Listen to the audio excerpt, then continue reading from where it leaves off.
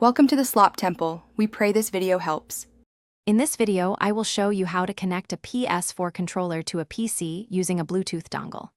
First, gather your essential equipment. You'll need your PlayStation 4 controller, a personal computer with an available USB port, and a Bluetooth 4.0 or higher dongle.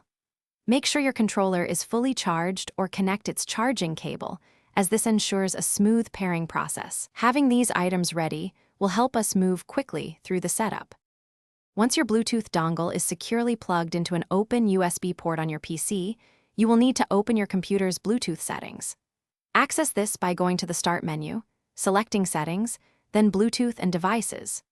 With the settings open, prepare your PlayStation 4 controller for pairing.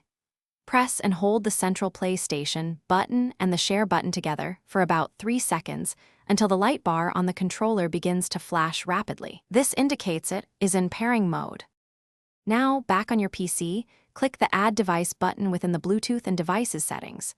A menu will appear. Select the Bluetooth option to begin scanning for nearby devices. Your PlayStation 4 controller should now appear in the list, usually identified as wireless controller. Click on this entry to initiate the connection process.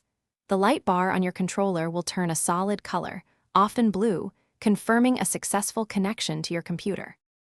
For an even better gaming experience, we recommend installing DS4 Windows.